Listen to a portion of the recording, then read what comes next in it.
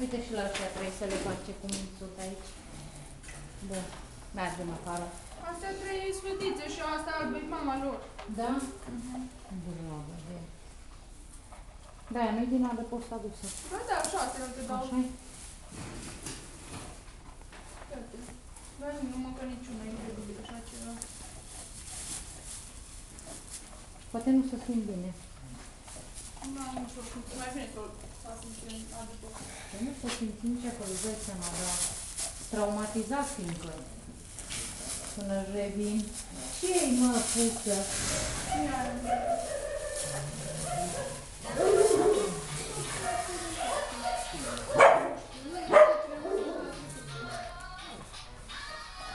Da. Nu, acum sună ca pe Dacian și vă spun că nu a fost. Hai să ducem. Nu, haideți că sun acum și vă sun. Dani,